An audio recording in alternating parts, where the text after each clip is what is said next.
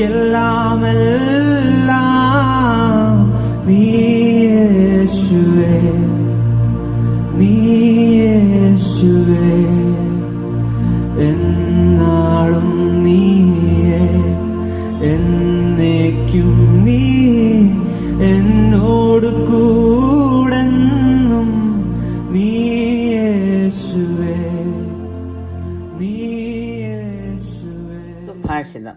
Mother Teresa ഇങ്ങനെ പറഞ്ഞു, if we really want to love we must learn how to forgive. നമ്മൾ ശരിക്കും സ്നേഹിക്കാൻ ആഗ്രഹിക്കുന്നു എങ്കിൽ എങ്ങനെ ക്ഷമിക്കണമെന്ന് നമ്മൾ പഠിക്കണം. മാർട്ടിൻ ലൂതർ കിങ് ജൂനിയർ പറഞ്ഞത് ക്ഷമിക്കാനുള്ള കഴിവ് നാം വികസിപ്പിക്കുകയും നിലനിർത്തുകയും വേണമെന്ന്. ക്ഷമ മനുഷ്യന്റെ ഉള്ളിൽ നിന്നുണ്ടാകേണ്ട ശക്തിയാകുന്നു. ആദ്യം ക്ഷമ ചോദിക്കുന്നവനാണ് ഏറ്റവും ധൈര്യശാലി. ആദ്യം ക്ഷമിക്കുന്നവനാണ് ഏറ്റവും ശക്തൻ. അവനായിരിക്കും ഏറ്റവും സന്തോഷവാൻ. ഈ വക കാര്യങ്ങളെല്ലാം നമുക്കറിയാമെങ്കിലും ക്ഷമിക്കുക എന്നത് വളരെ ബുദ്ധിമുട്ടുള്ള കാര്യമാണ്.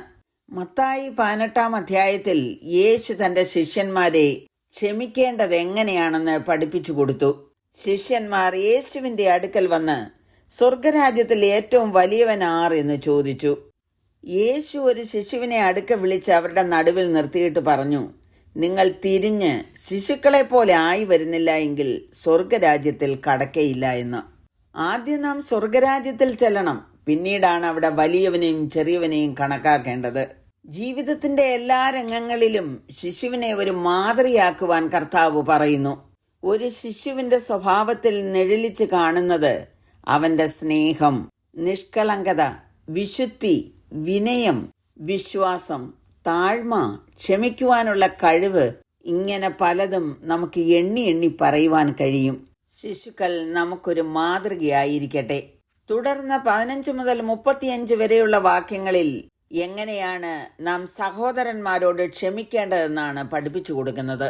സഹോദരൻ എത്ര വട്ടം എന്നോട് പിഴച്ചാൽ ഞാൻ ക്ഷമിക്കണമെന്ന് പത്രോസ് ചോദിക്കുന്നു. അദ്ദേഹത്തിന്റെ കണക്കുകൂട്ടൽ 7 പ്രാവശ്യം എന്നായിരുന്നു. എന്നാൽ കർത്താവിന്റെ മറുപടി 70 വട്ടം എന്നാണ്. തുടർന്ന് യേശു കർത്താവ് ഒരു ഉപമയിൽ കൂടി തെളിയിച്ചു കൊടുത്തു. കടം വീട്ടുവാൻ പ്രാപ്തിയില്ലാത്ത ദാസന് രാജാവ് 10,000 താലന്ത് ഇളച്ചു കൊടുത്തു. എന്നാൽ ആ ദാസൻ പോകുമ്പോൾ തനിക്ക് 100 വെള്ളിക്കാശ് കടംപെട്ട ഒരു കൂട്ടുദാസനെ കണ്ട് തൊണ്ടയ്ക്ക് പിടിച്ച് ഞെക്കി, നിന്റെ കടം തീർക്കുക എന്ന് പറഞ്ഞു. അവന്റെ കൂട്ടുദാസൻ, എന്നോട് ക്ഷമ തോന്നണമേ, ഞാൻ തന്നു തീർക്കാമെന്ന് അവനോട് അപേക്ഷിച്ചു. എങ്കിലും കടം വീട്ടുവോളം അവനെ തടവിലാക്കിച്ചു. ഇതറിഞ്ഞ രാജാവ് ഈ ദുഷ്ടദാസനെ വിളിപ്പിച്ചു. നീ എന്നോട് അപേക്ഷിക്കിയാൽ ഞാൻ ആ കടം നിനക്ക് ഇളച്ചു തന്നുവല്ലോ. പിന്നെ നിന്റെ കൂട്ടുദാസനോട് എന്തുകൊണ്ട് കരുണ തോന്നിയില്ല എന്നുള്ള ചോദ്യത്തിൽ അവന് ഉത്തരം മുട്ടിപ്പോയി. അവനെ ദണ്ഡിപ്പിക്കുന്നവരുടെ കയ്യിൽ ഏൽപ്പിച്ചു എന്നാണ് അവിടെ എഴുതിയിരിക്കുന്നത്. മത്തായി 18:35 കർത്താവ് പറഞ്ഞിരിക്കുന്നത്, നിങ്ങൾ ഓരോരുത്തൻ സഹോദരനോട് ഹൃദയപൂർവ്വം ക്ഷമിക്കാഞ്ഞാൽ സ്വർഗസ്ഥനായ എൻ്റെ പിതാവ് അങ്ങനെ തന്നെ നിങ്ങളോടും ചെയ്യും. This is how my heavenly father will treat each of you unless you forgive your brother or sister from your heart. ദൈവം ക്രിസ്തുവിൽ നമ്മളോട് ക്ഷമിച്ചതുപോലെയാണ് നാം അന്യോന്യം ക്ഷമിക്കേണ്ടത്. നമ്മുടെ ജീവിതത്തിൽ അനുഭവിക്കുന്ന പല അസ്വസ്ഥതകളുടെയും വേദനകളുടെയും രോഗങ്ങളുടെയും കാരണം ക്ഷമിക്കുവാൻ കഴിവില്ലാത്തത് കൊണ്ടാണ്. ദൈവസ്നേഹം ഉള്ളിലുള്ളവർക്ക് മാത്രമേ അങ്ങനെ ക്ഷമിക്കുവാൻ കഴിയുകയുള്ളൂ. തന്റെ ഭർത്താവായ ഗ്രഹാം സ്റ്റെയിൻസിനെയും 2 പിഞ്ചോമനകളെയും ജീവനോടെ ചുട്ടുകളഞ്ഞ കൊലയാളികളോട് ഞാൻ ക്ഷമിച്ചിരിക്കുന്നു, എനിക്ക് അവരോടൊരു വിദ്വേഷവുമില്ല എന്ന് ഗ്ലാഡിസ് സ്റ്റെയിൻസ് പറയണമെങ്കിൽ ആ ക്ഷമയുടെ ശക്തി യേശു ക്രിസ്തുവിന്റെ സ്നേഹമല്ലാതെ മറ്റെന്താകുന്നു? ഈ ക്ഷമയ്ക്കും സ്നേഹത്തിനും വേണ്ടി നമുക്ക് പ്രാർത്ഥിക്കാം.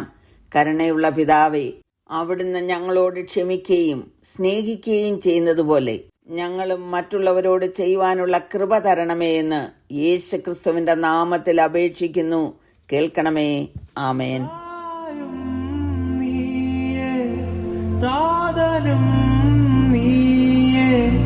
താനും തണലും നീ യേശുവേ, തായും നീയേ, താതനും നീയേ, താങ്ങും തണലും നീ യേശുവേ.